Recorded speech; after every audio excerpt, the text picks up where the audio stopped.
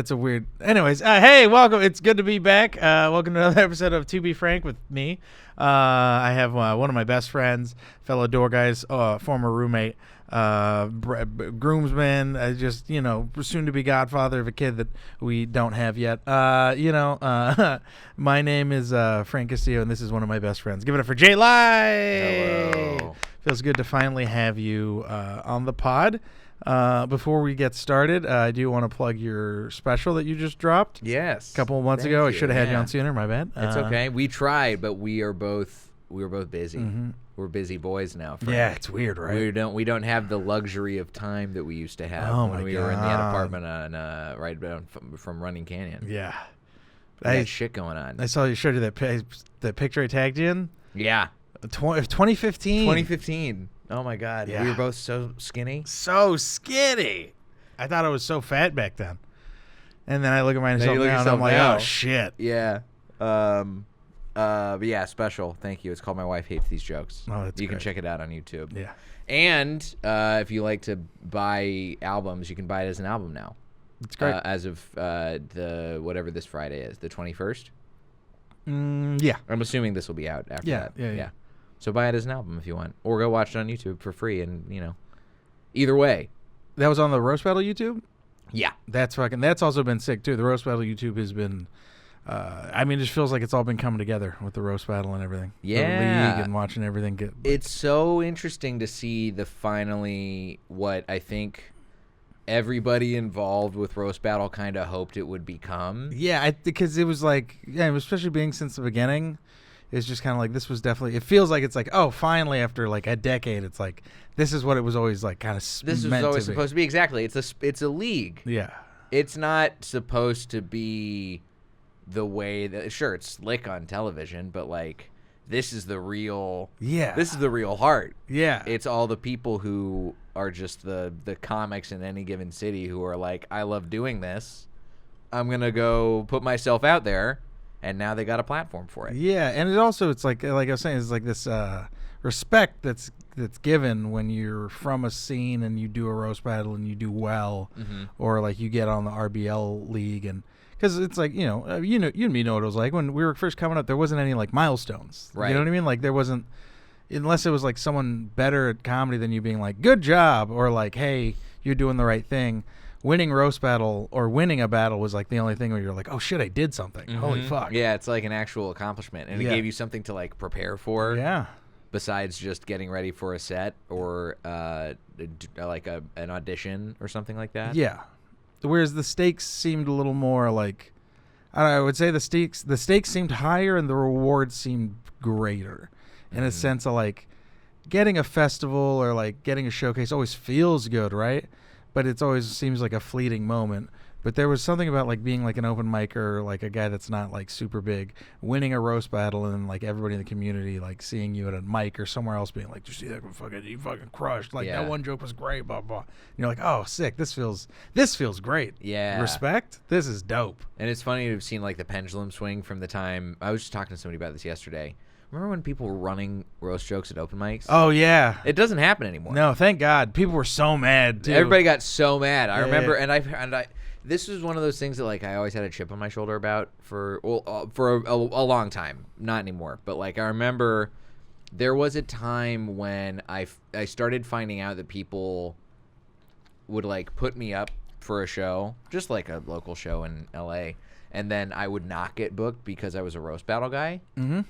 Yeah. And that pissed me off. No, yeah. There was like a weird stigma of being like a roast battle. And even like being the guy that like won it was always weird because people would always just be like, yeah, but those roast battle guys. And then it was like, well, I'm doing great. And then there's like, oh, yeah, you're different. It's like, no, you're just like, you're choosing the worst of the roast battlers and making it a blanket statement. Because it was like, you were always great. Pat was great. Like, there were so many good roast battlers that ended up being great comics. You, Keith, Connor, Keith Nicole. was great. Yeah, so it just felt like a lot of hate from people that just weren't in on it. Mm-hmm. Yeah, and it's easier to hate something like that. That you don't understand. Yeah. Or just people that are trying. Right? Well, because you hate to see people try. Yeah. That was... I've said this many times. Trying is cringe. Trying is cringe. Trying is so cringe. It's so cringe to try, and it's cringe to care about things. Which is so weird. I think that was the thing that we hated the most about our era of open mics coming up.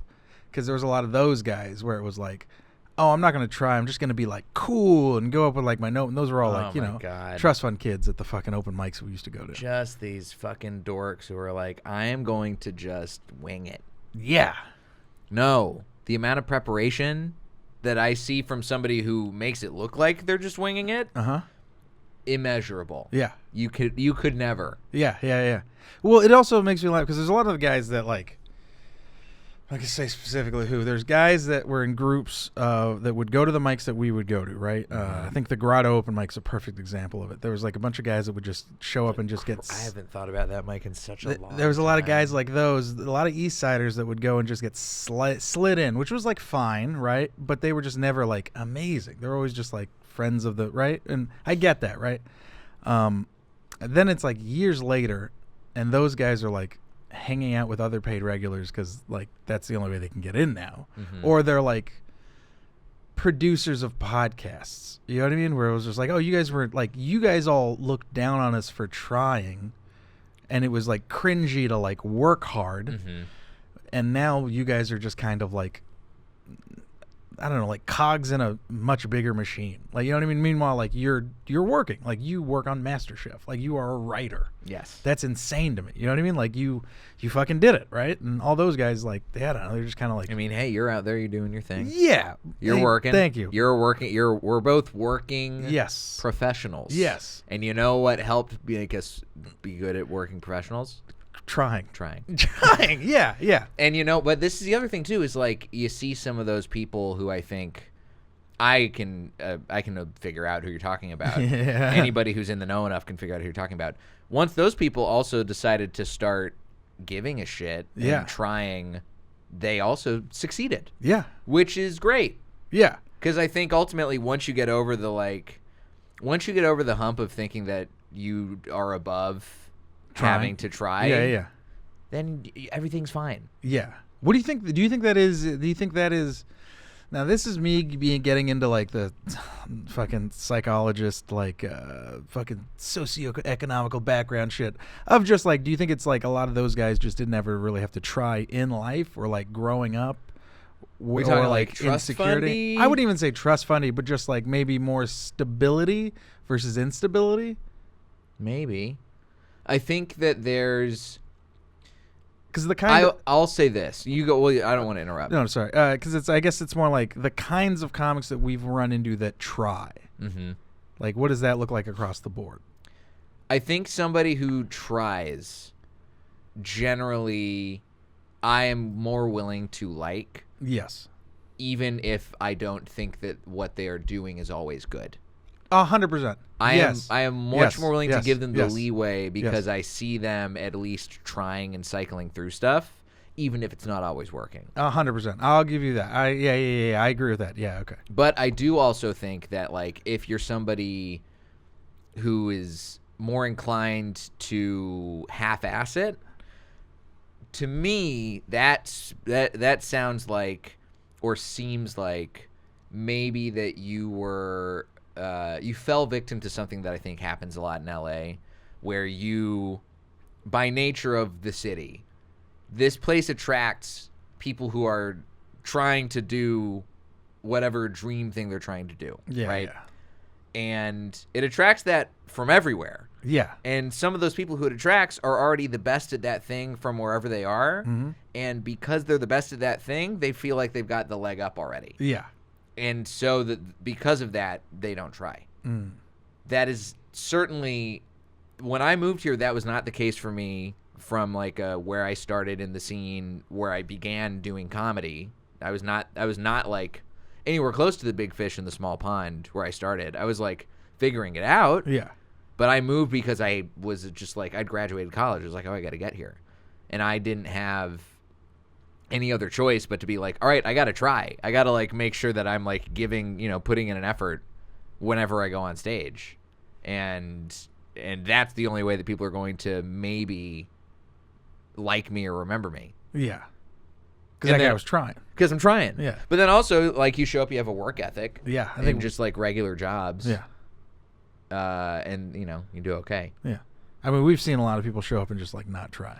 Oh, there's so many people who show up and not try. Yeah. Especially, and they leave. They leave and they get upset. Yeah. Yeah. Or they just kind of wash out. Yeah. I saw, he didn't wash out, but I saw Justin Clark. You remember Justin Clark? Yeah. Yeah, he came by. He's starting to come back and do stand-up, which is great. Didn't he move to Austin? I don't think he moved to Austin. I don't know where he moved, but he does, like, stand-up still. He's starting to come back and stand-up, but he was a writer. He got into, like, writing and stuff. Oh, okay. Yeah, and then I think he also, like, had a lady, too. But we see a lot of that, too. We're like, little guys who just kind of go into writing, which is, like, fine, right? It's just another avenue. But then you'll just see guys just, like, wash out, and then they'll come back, like, years later, and they're like, what'd you do? And they're like, I got into finance. Yeah. They're like, yeah, I wish I did stand-up stuff, but, you know, now I'm just, like... And it's funny because they'll talk about it, and they'll be, like, not bummed, but they'll be like, yeah, I don't do stand-up anymore. Instead, I just have, like, a loving wife and a house and, like, great kids and all this stuff. And you're like, that sounds great. Yeah. That sounds amazing. Oh, my God. Stability? Yeah. That's crazy. Great. We don't have that. No. No way. We'll never have that. Yeah. We might have that. I hope we have that. I think we'll have that. I have more stability than I think I've ever had in my life now, and it still feels like I'm waiting for the other foot to drop. It's what I think it really is I know that feeling too. This word was introduced to me last year. We live in precarity. Precarity? Yeah. I believe it. Or we're always sort of like on the edge, which I think helps. Precarious. Yeah. Shit's precarious, dog. Yeah. No, 100%. I get that. That makes sense. But I think it helps for things to be precarious for a comedian. I think, yes. I think, too. A lot of it, I think it was growing up very poor for me. And just, like, constantly worrying that, like, something was just going to take everything away. Sure. Right? And even with, like, my wife and, like, the savings and just, like, her parents taught her how to save and, like, be financially stable. Yeah. My parents were always, like, paycheck to paycheck. So, like, even if it, like, I don't know. I think even if I had a house and I owned it and everything, I'd be like, someone's going to come take it away. See, it's funny because, like, I'm in the same boat with my wife, but in, like, an almost reverse situation. Because I grew up, same deal as your wife. You know, I was taught, like, hey, this is how a bank account works. You should put away this amount of money. Like, I got an allowance, but I had to earn the allowance by, like, doing chores and stuff. And I had to, like, I was expected to go, like, get a job. And I have since married someone who had a really bad financial situation sort of thrust upon her because she was put in charge of all of her money at a very young age because she basically, like, too much to get into in one podcast, and also I don't want to blow up her spot. But, like, there's a lot of she inherited a drug cartel. No. But there was a lot of family reasons why her parents were not allowed to control her money, and she had to control her own money. Yeah. And so because of that, she also did not know how to control her money. And so now I'm in this place where, like, we've been married for a few months now, and we've been, like, starting to combine our finances. And now I'm like, okay, so this is, like, how you should be structuring to, like, pay off credit card debt. You know, like, this is how much you should be setting aside to, like, try and, like, put aside for savings or, like, put aside to, like, throw into in an investment account. Yeah, or something. no one taught me any of that. I mean, most people just don't know. No. Which is crazy. Yeah. Which is such a wild thing that they don't teach you that. I know. They should. Yeah. But how has it been, like, going through that with her? Is it, like, do you feel like you're like, oh, thank God someone taught me this? Yeah, I am. It's really nice. I'm really glad that I have at least sort of a baseline understanding of how the financial system works a little bit. Yeah. I'm excited it's tax season.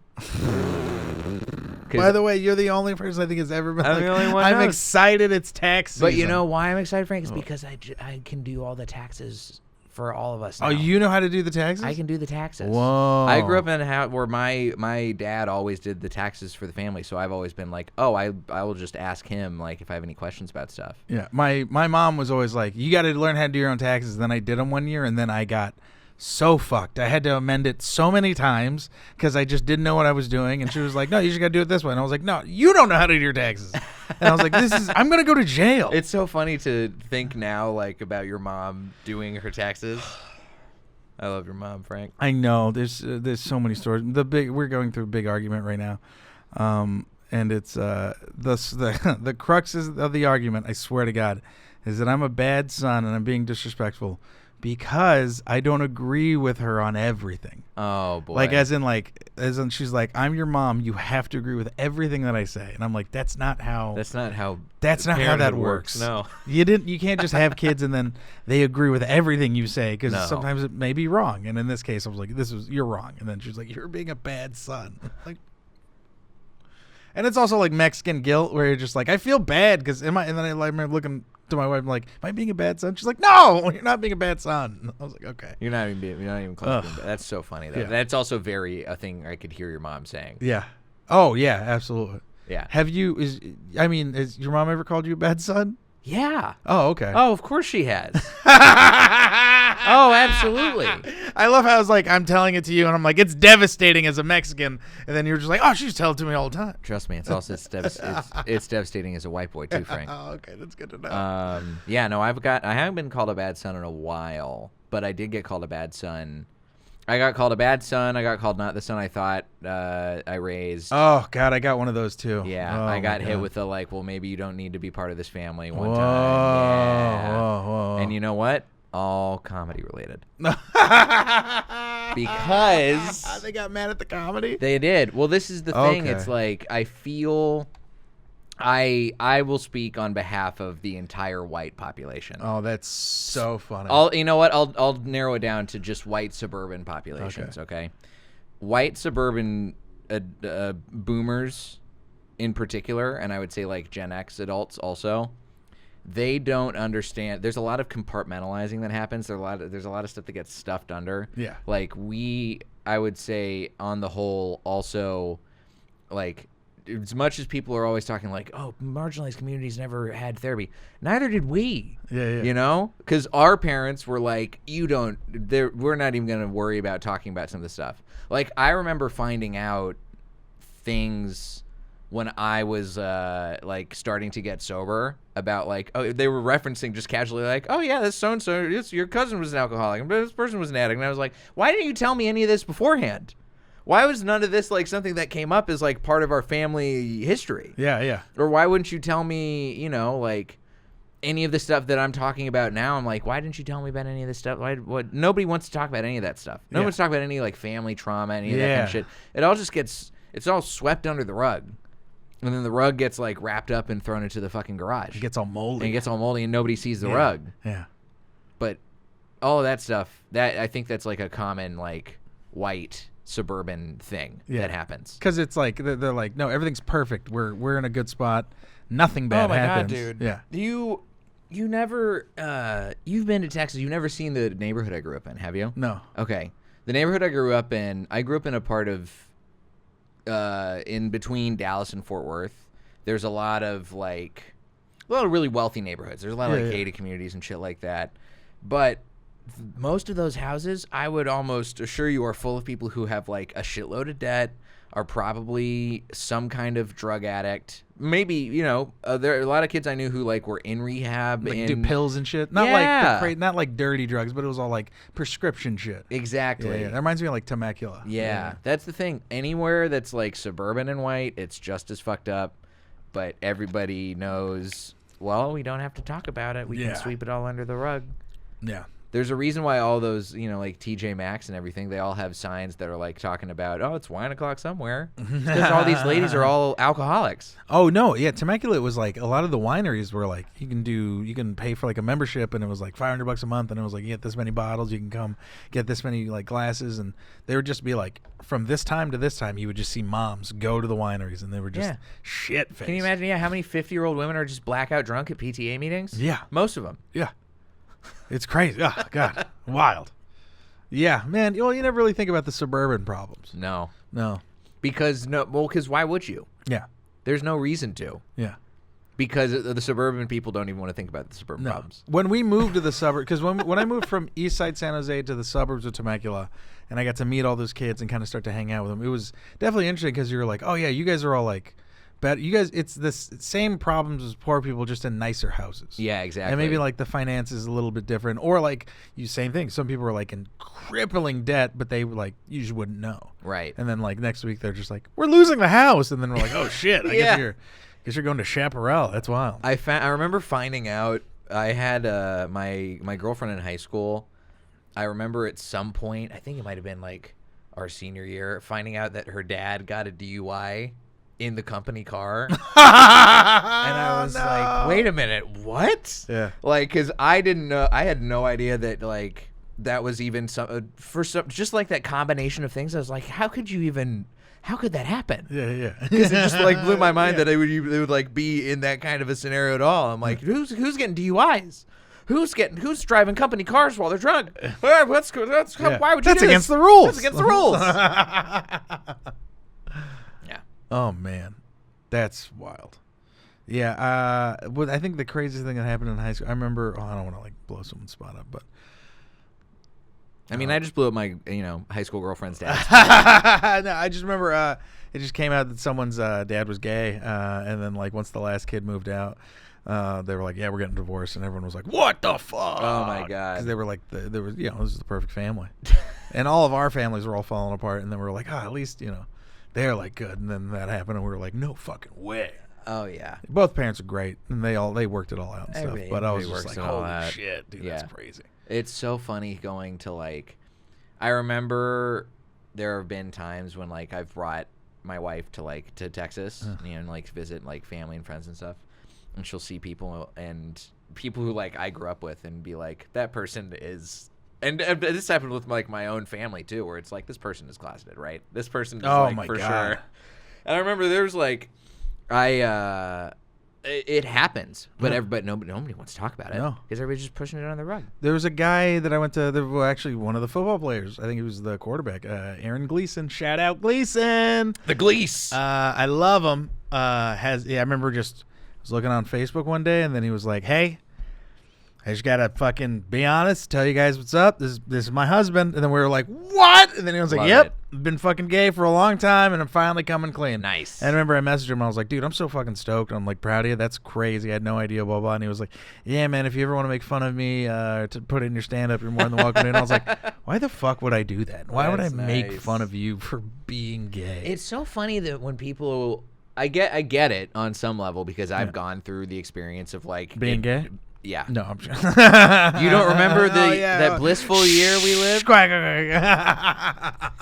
I remember the experience of like having to reveal something about myself when I sobered up. Yeah. And having to deal with like the shame of that. And it's so funny because the thing that goes through my brain when like the decision making is happening, I think this goes through a lot of people's brains in that state, is you're like, oh my God, everybody's going to hate me because they know now. Yeah. And that's almost entirely not the case. Yeah. Most of the time, people are like, this is great. Yeah. I'm so happy for you. Like, I remember I've had, plenty of people come out to me. I've had people reveal that they're like getting sober to me. I've seen people post about it who like I went to college with, who I remember there's like one guy in particular. I remember he was in my frat in college, and all of a sudden, he posted out of the blue like, "Hey, I just wanted to let you guys know that I'm like clean off of heroin for 3 months." And we were all like, I was like blown away because I was like, this is incredible. This is great. But I can only imagine the toil that he went through to like even take the courage to like type that out and post it on fucking Facebook in like 2014 or 2015. That's wild. It's intense. That's wild. It's a lot. Yeah. It is funny that this was talking about Aaron Gleason when he came out. Yeah. He was like, "Don't make fun of me." And immediately I was like, I would not make fun of you for being gay. But then I thought of someone But you would make fun of his husband. No, God, no. His husband's fucking hot. I was like, oh my God, he's like Mexican and good looking. I was like, Jesus Christ. No, there was a gay guy in high school. And I wouldn't really make fun of him, but I did think about making fun of him in like a bit. But this is just the story of what happened. His name is Ryan Van Zylen. He's actually like a politician now, and he's like doing great work. He's like gay, and he does like a lot of good work. But when I was in high school, we were in drama, and we were talking about chicks we liked in high school. So he was closeted at the time, right? Sure. So he was like, who do you think's like the hottest chick in school? And I was like, oh, I have a crush on this chick. And then like a week later, he started dating that chick. And then I was like, this motherfucker, right? And I was like, oh, so heartbroken. Years later, I'm on Facebook and he posts how he's coming out and he's gay and everyone's celebrating. And in my head, I'm like, you motherfucker. He stole your girl. You son of a bitch. I was like, your journey ruined my life. You let him write. You let him write to I it though. did. You I let was him like, write to his fuck. beard. Yeah. It was. You played such an important part in this journey. Because he was just sitting there thinking like, I have no idea. Who am I supposed to like? And then you pointed at somebody and he's like, there we go. Damn, sick. Nice. My way out. Yeah. But I mean, I wouldn't really ever make fun. He was always a very funny dude and super cool. That's good. Yeah. But goddamn. Do you remember any open mic moments? Anything in particular? Like any craziness that happened, like hosting potluck or any store stuff, like when we were working as the door guys? Oh my god. I mean, I did remember this, and I wanted to bring it up. bring it up, whatever. I remember when you were drinking. Probably one of my own. And it sounds weird to be like, this is one of my favorite moments of you when you were drinking.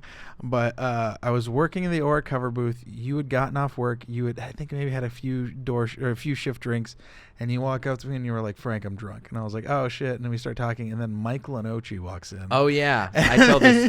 Yeah. And then you turn. I don't remember this at all. I was Yeah, blacked out. you were like, you turn and you go, "Fuck you, Mike Lanochi," and it's like the show's going on in the OR, and you're like, "Get the fuck out!" And he's like, "Wait, what?" And then you're like, "Get the fuck out!" And you kicked Mike Lanochi out of the OR for no reason, and it was so funny because, you know, it's like there's plenty of reason to kick Mike Lanochi out of a room, and it was just so funny the one time. This is like, he did not deserve it at all. It was Yeah, I just heard I so kept fucking- like shoving Yeah, him. you kept shoving him. I heard about it because I think you told me about that the next day, and then I apologized to You him. did. And he like it. I don't remember if he cared at all that I. Yeah, he was like, apologized. he was like, oh, I don't. Yeah, Yeah, that's fine. But I remember being just like, oh no. yeah, dude, it was so fucking funny because it was literally like we were talking and then you looked at him and then just like you just saw a light switch and you're like, get the fuck out, dude. It was. I don't know what the fuck happened there, man. I did not black out a ton. I blacked out a little bit working at the store while Yeah. I was physically at the club. Yeah. But I don't remember a whole. But most of the time that I was drinking at the store, I did not black out. Thank God. Yeah. Oh my God. I remember. Yeah, I won't get into. Can you imagine who I would accidentally have booked on shows if I had been blackout drunk? Spoiler alert. Oh my God. Yeah, I remember I used to get drunk too a lot. I remember puking in the parking lot. I just remember puking in the back, Sacred Ground. I remember I puked a lot. I puked a lot at that place. It's a lot of puke. I had to clean up Lucas Hurl's puke. Really? Oh yeah, I remember he passed out in the back booth. He one passed day. out in the back booth and just puked all over the table. I don't know how clean it came out because he got a little bit like on his legs, but it was mostly just like fully covering the table. And I had to learn, like how to do the sawdust shit correctly. And also, it was at the very end of the night. Yeah. So, like, and this Don one has closed just at 3 finished. This a.m. is when we closed at 3 a.m. So, Don has, like, gotten off stage. And we turned the house lights on. And then we see Hurl in the back. And Eric's like, hey, you got something you got to go take care of over there. And I was like, what? And then I look. And I'm, mind you, I've been working here maybe, like, 6 months at this point. Yeah. I don't know Lucas that well at all still. I'm still getting to know all the rest of the staff. And I'm like, I have to go wake him up, and then I have to clean up all his puke. And it was, a lot of time. My God. I've cleaned up a lot. How many? You clean up more puke than any other bodily fluid at the store, you think? Yeah, and I'm pretty sure you step in semen a lot, but it's all black, so you don't see any of the stuff on the floor. I remember, dude. I was like, wait a minute. For a reference, for a second, I was like, you meant black semen? No, not black But semen. no, you meant just the regular. floor's black. The floor's Yeah. black. Yeah. And but it's also like you remember when they changed the carpets? Like I think they changed the carpets like twice the times we worked there. I remember the first time they like changed it, you got to see the carpets and you're like, oh, that was a different color before. Like it was just gross. It was a big deal when they changed the carpets. Oh my God. Ugh. You see like cocaine residue from fucking the 60s. Yeah. I love one of my old favorite things about the store. You still get to see the razor lines in the TV, not the TV, in the piano mirror in the green room, the main room. Yeah, I think they eventually fixed the piano mirror because they had to change the glass. But the old mirror, you could see the fucking cocaine scratch marks. Mm-hmm. I had a chance to do cocaine off that mirror. You did? No, Why I didn't didn't. you? I didn't. I was like, I can't. I just feel like, if I've never done cocaine. It's been so long that if I did now, the one time I did it, it would be fucking like fentanyl. You know what I mean? Like, I mean, yeah, those odds. Exactly. I always got scared off of cocaine. I did plenty of other drugs. Yeah. I got scared off of cocaine in college. I took one of my first classes I ever took was this class that was basically about like the societal history of different drugs. And cocaine was, I think, the first section of the class. And I always got scared off it because our professor was like, 1 line of cocaine could stop your heart. Whoa. And I was like, uh-oh. Well, I guess I'm never going to do that. Yeah. And now that is absolutely the case. Oh, You absolutely. catch a bad bag? Ooh. No thanks. No, I just never. It was like cocaine was just never. Also, Hannah explained it to me too, just from like a rehab standpoint. She was like, "You're not getting your money's worth." She goes, "It's this." Oh, much. it's all stepped on. Yeah, and it's also like even the high. Like if you get pure stuff for as long as the high lasts, it's like it's fleeting. It's so quick. It's like you can be higher for longer on other things. Yeah. I was like, oh, it's always good to know. Yeah. I'm trying to think of like favorite memories from the store. I remember there's a lot of like really early memories of something crazy happening and then like getting saved. Like there was the time, you remember when I first it was maybe like a month or 2 months into working at the store, and the guy, there was that one customer who accused me of being racist. You remember this? No, what? Oh my god. Okay. So for the listeners, I'm white. Yeah. Okay, so I used to the shift I would wind up having to work the most when I first started. I think this is like at the time it was a pretty common shift you have to work is Tuesday in the main room. Oh yeah. Right. I mean, you're probably being right. No, I'm just. Would you describe Tuesdays in the main room back in the day? This was they called it the Black Show. It has always been. I mean, it was historically a black show. Yeah. It was for a long time. It was Trippin' on Tuesdays, Yeah. I think, or Yeah. Trippin' on Tuesdays. I think because there was the version of it that was what they made the documentary about. Yeah, that I'm which was- forgetting the name. I think because it's not Mo Better Mondays. That was That's at the Improv. That was at Improv. But at the time, so it's gone through. I think These fucking names are hysterical, by the way. Was it Chocolate Sundays? Which is the name of a show. That's true. Anyway, Bobby Bear on Thursdays. All right, I'm Jesus done. Christ. So I at the time it was Laugh Mob on Sunset. Oh yeah. And like Red Grant was hosting every week. Yeah. And it was a really everybody who ran the show, super cool, amazing people. super They're chill, great. Yeah, great staff. Always like it was a fun show to work. It was a great show. And I was not only working that show every Tuesday, but I was also working outside. Yeah. So this was. Now they don't really have this shift as a door guy. It's a security person now. Yeah. But basically, I was the guy who's at the front checking IDs. And as part of that, I remember when I first got hired, the manager, Eric, said, if you are working a show that is not a store-produced show, your job, or if you're not if you're working a show, but if you're an employee of the Comedy Store, your job, if somebody asks if they'd like to see a show, always direct them to the Comedy Store show first. That's exactly what I remember. Yep. And there was a couple that came up to me. I was standing outside the main room doors. There was a guy who was waiting to get, he was like having a cigarette, waiting to go into the show in the main room. And this couple came up to me. They were tourists from somewhere in Europe. They had accents. I don't exactly remember where they were from, but they came up to me. They're like, "Hey, we want to come see a show at the Comedy Store." And I was like, "Cool. Here's what we have going on tonight. Our original room is the Comedy Store's show. That's our 16 headliner show. That's the one I would recommend personally if you've never been here before." Yeah. We also have this show here in the main room. I give them the rundown. It's like it's a another showcase. I might have said an urban lineup because I'm fucking savvy. I know how to talk Hollywood, Frank. Okay, I don't know if you guys knew that. And And then I said we have roast this was before roast battle was even a thing. So I was like, we have an open mic in the belly room later on. Yeah. You were telling him all the shows at the store. I was telling him all the shows at the store, and I start with, if you've never been here before, I would recommend you go to the one in the original room because you want a good representation of the comedy store. Yeah. And then the guy who was having a cigarette, he comes up after they go buy tickets for the OR show. He comes up, he's like, hey, how come we didn't tell them to come to this show? And I was like, well, I did. And he was like, what? Do you think they're not going to like it because they're white? What are you, racist? I think you're racist. And I was like, sir, I have been told by management to always recommend the Comedy Store shows first. Yeah. This is not a show produced by the Comedy Store. And then he like is up in arms. He goes and tells all the threw his hat up.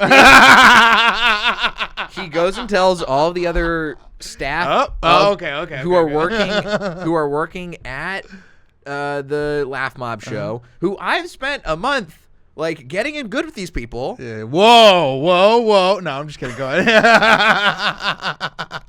and they're like Big Lip Jay. And he's in there. I can hear him saying like, that guy's racist, like some shit like that. And they're all looking at me, and I'm like, how about? I was like, let's get a manager. And then Eric comes and talks to him and explains the situation. And then Doc comes. Doc Willis, shout out. But thank God, Doc, who's 4'5" from Detroit, and explains the situation. Yeah. And this. Wait, other guy. I gotta know what Doc's explanation was. I don't fucking know what Doc's explanation was. All I know is that I was freaking out because Doc comes to me and he's like, "What's going on?" And I'm like, "I just got accused of being racist by a fucking customer." And he was like, "Hold on." And he goes and talks to the guy. Hold on. I don't know what he said. Yeah. But all I know is he came back and everything was smoothed over.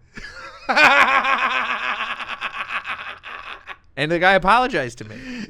Oh wow! And I remember, damn. And I told Doc when he quit working the store, I pulled him aside. I was like, I will never thank you for making sure that I did not think that I was racist. Yeah, and helping me out. And he was like, I got you, dude. Yeah, that's so funny. Dude, I love Doc Willis. I was like, for sure, I'm gonna get fired in the first fucking month if I'm getting accused of being racist. Yeah, and then at the black show. I've gotten accused of being racist too.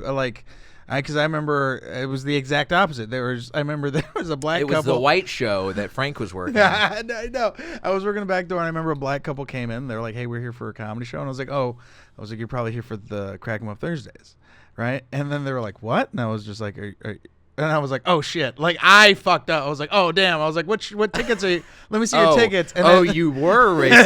Yeah. And then I was like, "Oh shit! Let me see your tickets." And it was for Crack 'Em Up, and I was like, "Oh thank God! Oh my God!" Whew. But it was like, I was racist. Here's the thing: if they had made it that far to you and were like turned away at every other door, I think it's pretty safe to assume that they were racially profiled at every other door. And you're the last line of defense. Yeah.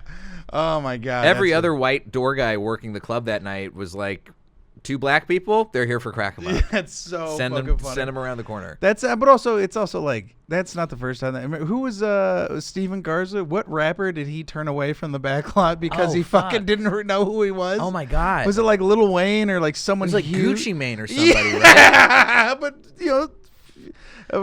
Garza's not racist. He's just a surfer white guy. Oh my God, dude! There's so many weird things, and this is, I think, another like a white person thing too. Is that like I will say this. Major shout out to like somebody who I think has had a big part in both of our careers and like abilities as comedians, Brian Moses. Oh, absolutely. Right? Working with Moses and working in seeing the way that he like approaches race. Oh yeah. As a topic has changed the way that I approach it because I feel like that there's like a level of preciousness that your average white person has that you don't need to have. Like I remember there was one time I was working the main room and it was a super packed show and there was a table of it was like, that last back VIP table? Yeah. That was the only table that we had available for any audience members at all. And there were comics sitting there. It was so dark I couldn't see who it was. but I was just like, we had customers come in. I was like, oh, I got to boot these people out. So I go over and I'm like, hey, guys, sorry, we need the table for customers. Kick him out. Steven Randolph was working, and he comes up. He's like, hey, did you just kick Chris Rock out of the VIP table? And I was like, I guess. It was Chris Rock? I didn't know. And he was like, aren't you worried? And I was like, no. Why? He gets it. He's not going to be weird about a comedy store door guy kicking comedians out for paying customers. That's our job. I don't know why I brought race into any of this. Now that I'm telling the story, I'm like, fuck. Tie it together, Jay. Trying to make Tie it together, Jay. So what I'm saying is that Steven Randolph no, he's not racist. But I think, it's just one of those things that, like, I think because baseline, I am not worried about, like, putting myself in a position where I'm going to look racist.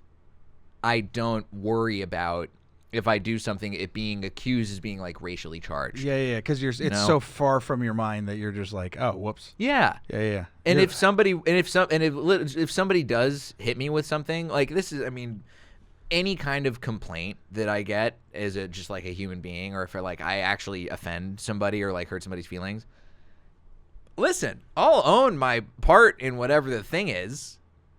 I'm not going to be a dick about it. Yeah, I've seen you do it. Yeah.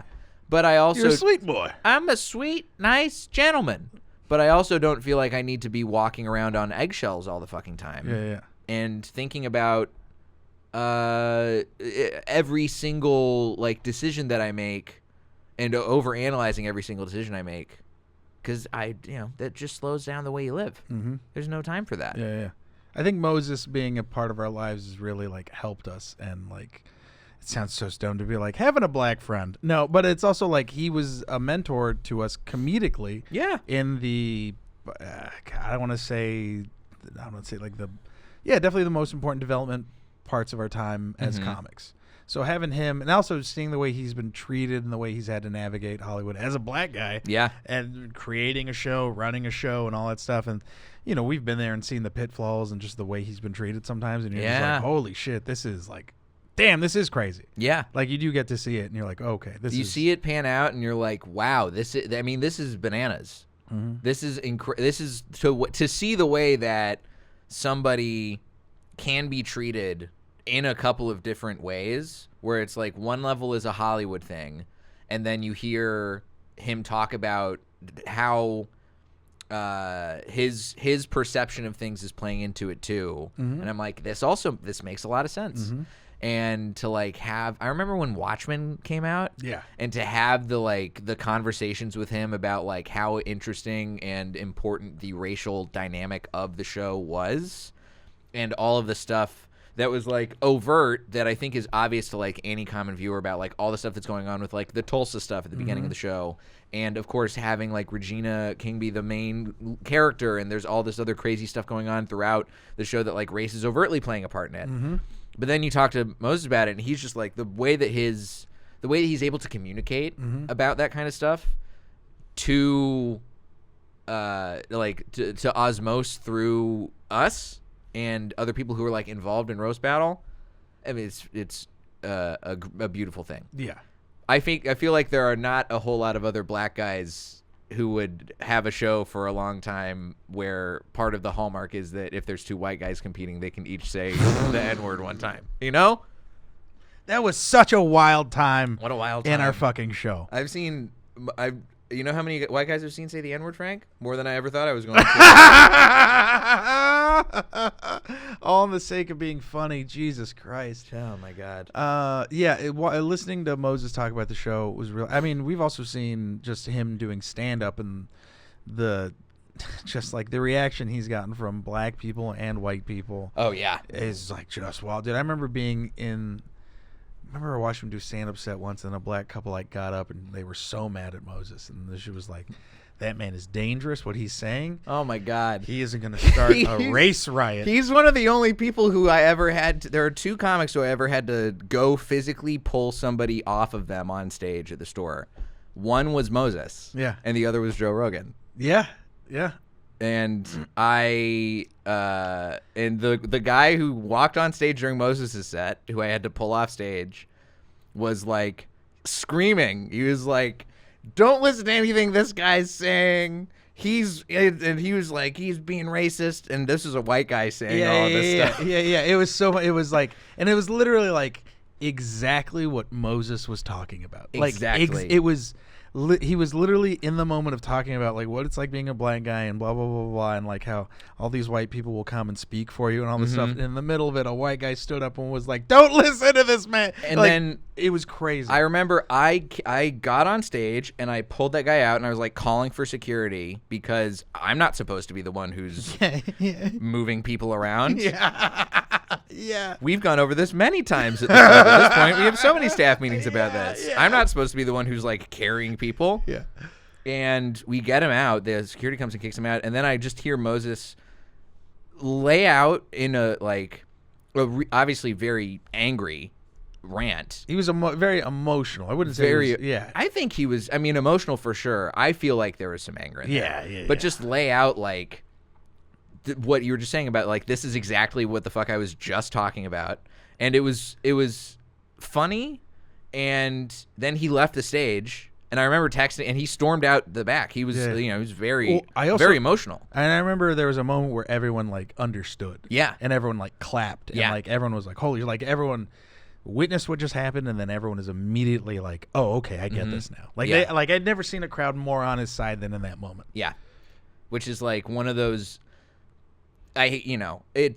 It really sucks that that's like the circumstance in which it happened, but I do also feel like moments like that are the things that you really can only get out of a live show like that, and the Comedy Store in particular, because I think it does bring the crazies out.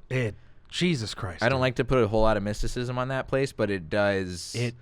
It do be doing that. The craziest people. It's like a fucking, the crystal like nexus of just like all of these insane freaks and weirdos who also are presenting as normal people. Yeah. I mean, how many of our people that we did open mics turned into just crazy psychopaths? Oh my God. How many people do you think we know who at least over 20 started drinking their own pee? Oh my God! At least 5. Yeah, and we're not just talking about people who used to work at the store either. We're talking about open mic or the whole thing. Oh my God! All right, let me get a Hannah on the phone.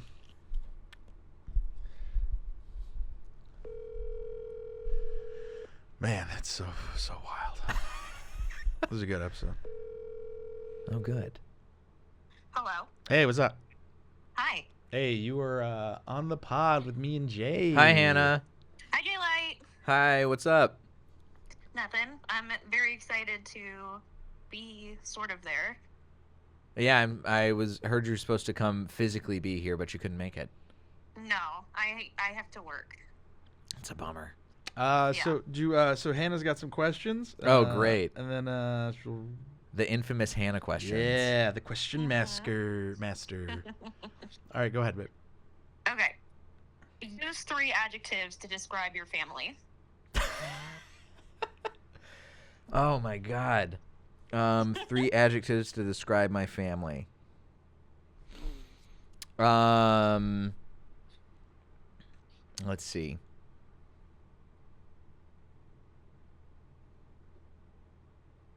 Christian. Number 1.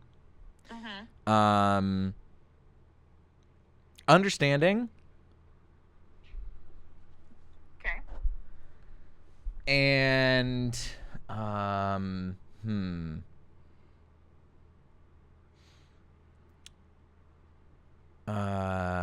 my God, why is this third one so hard? It's hard to name. It's hard to pick 3 adjectives for them. I feel like they got multitudes. Passionate.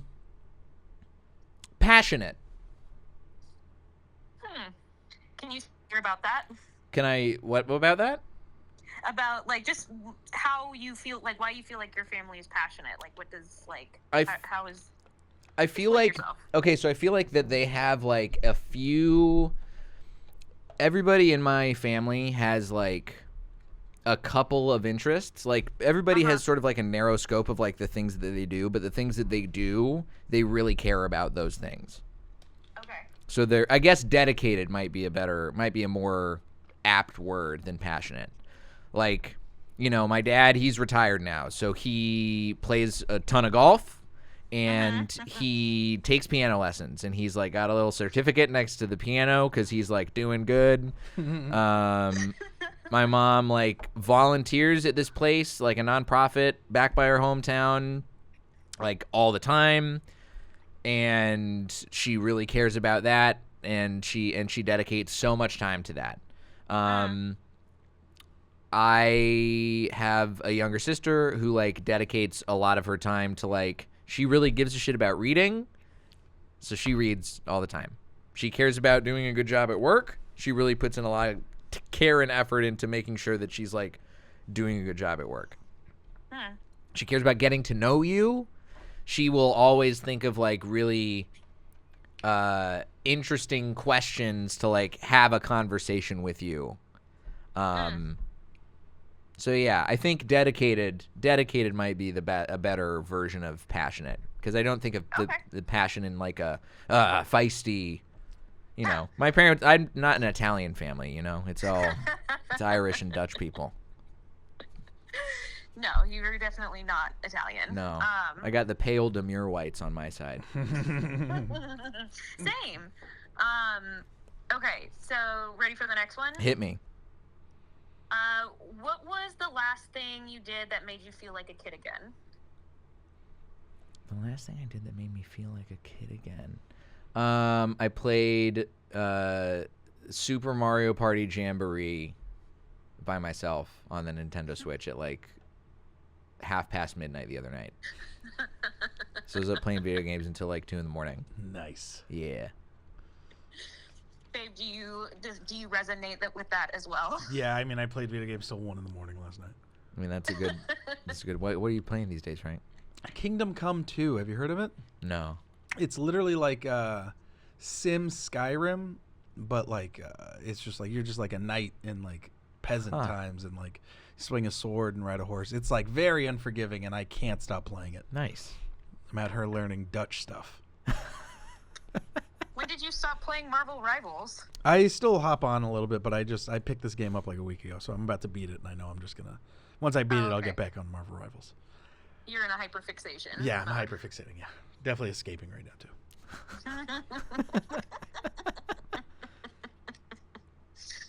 Okay.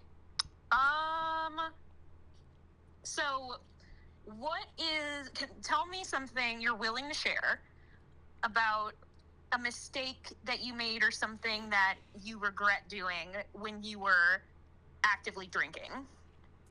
Let's see. Something that I regret doing when I was actively drinking. Like something you maybe had to do an amends for. Oh, I mean, that's a tough one. Whatever you feel comfortable sharing. I'm trying to think. Because most of my amends... Oh. No, I got a good one. Okay. So this is something... Yes. Okay, so I remember... I had to make... my amends list when I made amends was not super duper long. But I did... It was very convenient... because I had to make amends to 2 separate people who lived together. I had to make amends to Parker and Sean. You guys know Parker and Sean. They were living together at the time. And one of the things I had to make amends to them about, this is... I think there's a reason why they both had different reactions, but it's for the same thing, which is that I had been like stealing weed from them. And I decided, I was like, listen, I'll make amends to both of them for it because I truly don't know whose it was. All I know is that it was at the apartment, and I was just like taking it and like, you know, not asking them about it. And I was like, I will make amends to both of them about this. And one of them was like, no, that's totally fine. I have the weed out because I look at it as communal. And then the other one was like, wait, why would you just not ask me? Why wouldn't you just ask me about it? And I was like, that's like the whole fucking point of why I'm making the amends. In my mind, I'm not saying this to him in the moment because I'm trying to be like, what can I do to make it right? And I remember like one of the person who was like the more chill person about it.